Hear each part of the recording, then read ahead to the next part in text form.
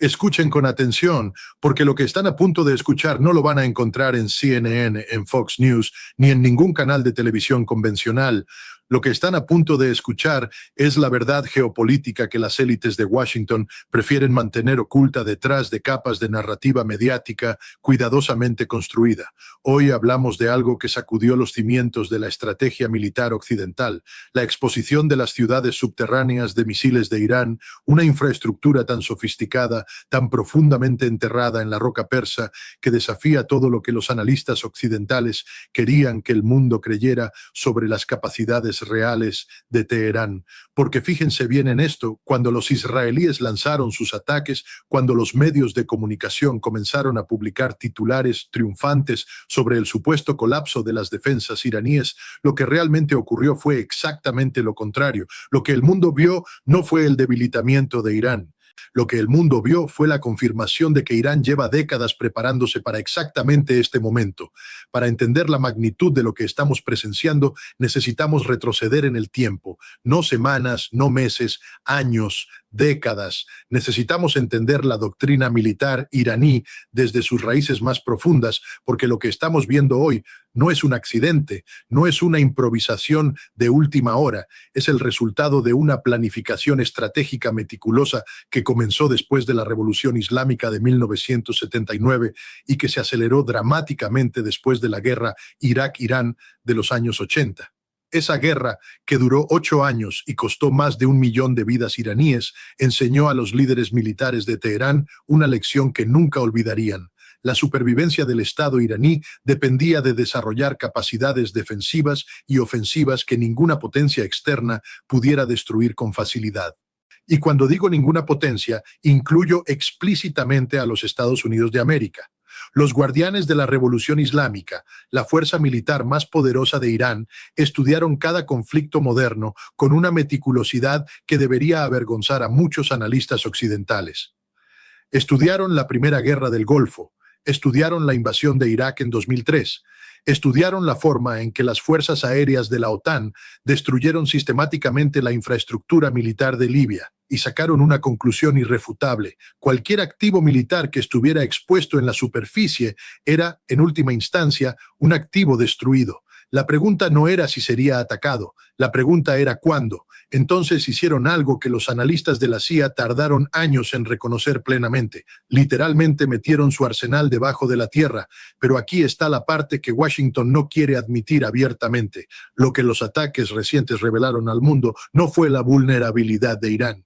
Fue su robustez, fue la confirmación de que las instalaciones subterráneas que los medios occidentales habían estado describiendo durante años en términos vagos y especulativos son reales, son operativas y son exactamente tan formidables como Teherán siempre afirmó que eran. Las llamadas ciudades de misiles, y uso ese término en plural porque no estamos hablando de una sola instalación, estamos hablando de una red, están excavadas a profundidades que varían entre los 500 metros y, según algunas estimaciones de inteligencia, más de 1 kilómetro bajo la superficie. Están protegidas por roca sólida, por sistemas de ventilación diseñados para resistir sobrepresión de explosivos nucleares y por sistemas de comunicación duplicados y triplicados que garantizan la continuidad de mando incluso bajo ataque sostenido. ¿Saben lo que significa esto en términos militares concretos?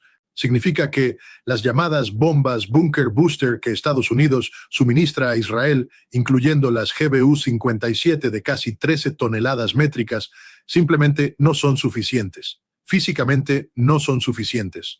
La penetración máxima de esas bombas en roca compacta es de aproximadamente 60 metros. 60 metros contra 500. Hagan las matemáticas.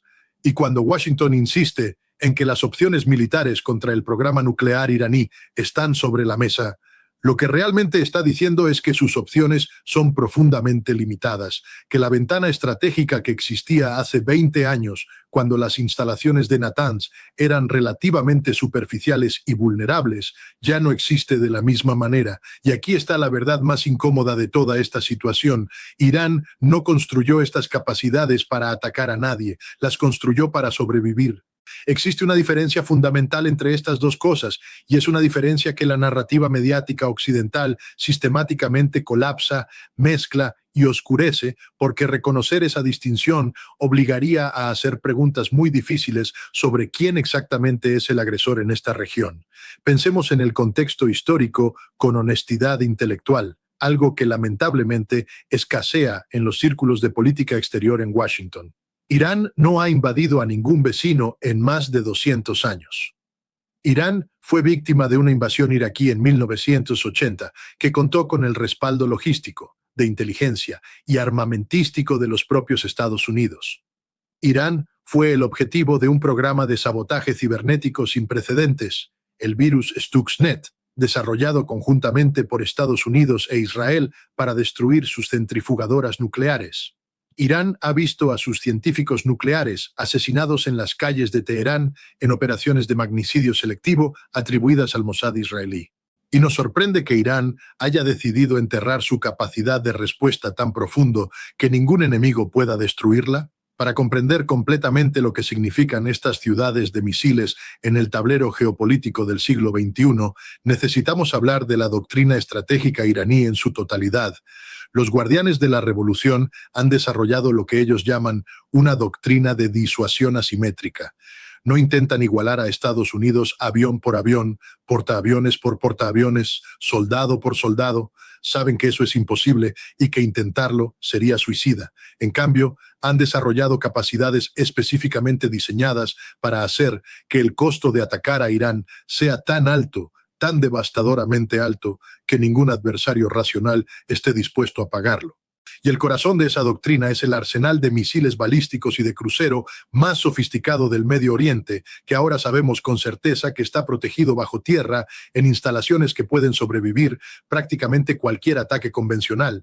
Pero la historia no termina ahí, porque lo verdaderamente transformador de lo que estamos presenciando es cómo esto redefine el equilibrio de poder regional. Seamos completamente directos sobre algo que los apologistas de la política exterior estadounidense rara vez reconocen. El orden del Medio Oriente que Washington construyó pacientemente durante décadas está siendo desafiado de una manera que ya no puede ignorarse. El concepto de disuasión extendida, la idea de que el paraguas de seguridad estadounidense protegería a sus aliados regionales de cualquier amenaza iraní, se está revelando como fundamentalmente hueco. Porque cuando Israel atacó posiciones en Irán y cuando Irán respondió con oleadas de drones y misiles, lo que quedó claro para cualquier analista honesto es que ninguna de las dos partes logró el efecto estratégico que buscaba. Israel no destruyó la capacidad iraní de represalia. Irán demostró que puede penetrar los sistemas de defensa aérea más sofisticados del mundo, y los Estados Unidos observaron, asesoran, facilitaron y se encontraron profundamente implicados en un escalamiento que nadie controla completamente. Y aquí es donde necesito detenerme y hablarles de algo que va más allá de los misiles y los búnkers. La exposición de estas ciudades subterráneas no es simplemente una historia militar, es una historia sobre la arquitectura del poder global en transición. Estamos viviendo en el periodo más peligroso y más transformador de las relaciones internacionales desde el fin de la Segunda Guerra Mundial. El orden unipolar que los Estados Unidos construyeron sobre las ruinas de la Guerra Fría, ese orden en el cual Washington podía dictar términos, donde la superioridad militar americana era tan abrumadora que ningún Estado se atrevía a desafiarla directamente, ese orden está llegando a su fin, no de manera abrupta, no de la noche a la mañana, sino mediante una erosión gradual pero implacable de la ventaja estratégica americana en múltiples teatros simultáneamente. En Europa, Rusia ha demostrado en Ucrania que puede absorber la presión económica y militar occidental durante años sin colapsar, y que sus reservas de municiones y capacidad industrial de defensa son más profundas de lo que la inteligencia occidental quería creer. En Asia, China ha transformado su marina en una fuerza capaz de proyectar poder en el Pacífico de formas que habrían parecido imposibles hace 2 décadas. Y en el Medio Oriente, Irán ha construido literalmente bajo la tierra una capacidad de represalia que ningún ataque convencional puede eliminar. Estos tres fenómenos no son coincidencia, son manifestaciones paralelas de un mismo proceso histórico, el surgimiento de un mundo multipolar en el cual el poder americano sigue siendo enorme, pero ya no es absoluto. ¿Y saben qué es lo más revelador de la reacción de Washington ante todo esto? El negacionismo, la incapacidad de reconocer la realidad estratégica tal como existe, no tal como los planificadores del Pentágono desearían que existiera. Cuando los funcionarios americanos hablan de Irán, siguen usando un lenguaje que implica que las opciones militares son viables, que la presión puede funcionar, que eventualmente Teherán cederá. Pero las ciudades subterráneas de misiles representan la prueba material de que Irán ha tomado una decisión estratégica diferente. Ha decidido que su seguridad no dependerá de la benevolencia americana ni de ningún acuerdo diplomático cuyo cumplimiento no pueda garantizar por sus propios medios. Y esa decisión, señores, es completamente racional a la luz de la historia que acabo de describir. Necesito hablarles también sobre el factor económico, porque ningún análisis geopolítico honesto puede ignorar las fuerzas económicas que dan forma a las decisiones estratégicas. El programa de misiles iraní no es barato. Desarrollar y mantener una red de instalaciones subterráneas de esta escala requiere una inversión de decenas de miles de millones de dólares a lo largo de décadas. Y eso plantea una pregunta que muy pocos analistas occidentales hacen: ¿cómo ha financiado Irán todo esto bajo las sanciones más comprensivas que Washington ha podido imponer? La respuesta está en la creciente integración de Irán en lo que podríamos llamar el ecosistema económico alternativo que está emergiendo como contrapeso al sistema financiero dominado por el dólar americano. Los acuerdos de trueque de petróleo con China, la integración iraní en la Organización de Cooperación de Shanghái, los mecanismos de pago bilateral con Rusia que evitan el sistema SWIFT, todo esto representa no solo una respuesta táctica a las sanciones americanas, sino el desarrollo de una arquitectura económica alternativa cuya escala y sofisticación siguen sorprendiendo a los economistas de las instituciones de Bretton Woods. En otras palabras, las ciudades subterráneas de misiles son la manifestación militar de una resistencia que también tiene dimensiones económicas, diplomáticas y tecnológicas. Irán no es simplemente un actor regional desafiante. Es un laboratorio donde se están desarrollando y probando las herramientas que los estados que se resisten a la hegemonía americana van a usar en las próximas décadas. Pero permítanme ir más lejos, porque hay una dimensión moral en todo esto que la narrativa dominante systematically evita. Cuando hablamos de las ciudades de misiles iraníes en los medios occidentales, invariablemente el encuadre es el de la amenaza, el peligro, la agresión potencial. Pero ¿desde cuándo es agresión el derecho a la autodefensa? ¿Desde cuándo es provocación el desarrollo de capacidades militares diseñadas para disuadir un ataque? Israel tiene armas nucleares, cientos de ellas, según las estimaciones más conservadoras. Estados Unidos tiene bases militares en prácticamente todos los países que rodean a Irán, en Irak, en Kuwait, en Bahrein, en los Emiratos Árabes Unidos, en Arabia Saudita, en Qatar, en Afganistán durante 2 décadas. Y cuando Irán, rodeado por todas estas fuerzas, decide construir un arsenal defensivo robusto, la narrativa occidental lo presenta como el agresor. Yo fui inspector de armas de la ONU, pasé años buscando armas de destrucción masiva en Irak antes de la invasión de 2003 y les dije a quienes querían escuchar que no existían. No me escucharon. Y ocurrió lo que todos sabemos que ocurrió. Una guerra basada en inteligencia, fabricada que costó centenares de miles de vidas iraquíes, desestabilizó una región entera y fortaleció paradójicamente la posición estratégica de Irán al eliminar a su principal enemigo regional. Esa historia debería hacernos muy cuidadosos con los juicios morales que aplicamos cuando los analistas del establishment nos dicen que las capacidades militares iraníes representan una amenaza inaceptable. ¿Inaceptable para quién? ¿Según qué estándar? El estándar que permite a una potencia nuclear sin supervisión internacional mantener arsenales de cientos de ojivas mientras exige que su vecino no enriquezca uranio ni siquiera para uso civil. La moralidad geopolítica que impone el orden americano no es universal, es específica, es interesada y está cada vez más deslegitimada a los ojos de la mayoría del mundo, ese mundo que ustedes llaman el sur global y que yo prefiero llamar simplemente la mayoría de la humanidad, y esa mayoría está mirando lo que sucede en el Medio Oriente con ojos muy distintos a los de los medios de comunicación occidentales. Están mirando y viendo un país pequeño, relativamente hablando, en términos de poder global, que ha logrado desarrollar capacidades que lo ponen en una categoría estratégica diferente. Están mirando y tomando nota. Están sacando conclusiones sobre qué tipo de capacidades se necesitan para proteger la soberanía nacional en un mundo donde las potencias occidentales han demostrado repetidamente que están dispuestas a cambiar regímenes, a imponer sanciones devastadoras y a lanzar guerras basadas en pretextos fabricados cuando sus intereses estratégicos lo requieren. Quiero cerrar con algo que considero fundamental para entender hacia dónde nos dirigimos. El mundo que está emergiendo no va a ser un mundo donde Washington determine las reglas y todos los demás las sigan.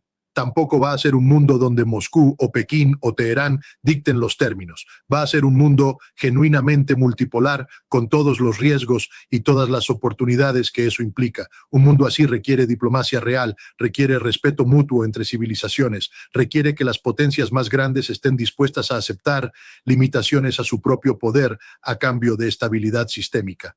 Y requiere, sobre todo, honestidad intelectual sobre la naturaleza de los conflictos que estamos presenciando. Las ciudades subterráneas de misiles de Irán son, en su esencia, una respuesta completamente comprensible a décadas de presión existencial. Son el producto de una civilización milenaria que ha decidido que su supervivencia no puede depender de la misericordia de quienes han demostrado repetidamente no tener ninguna.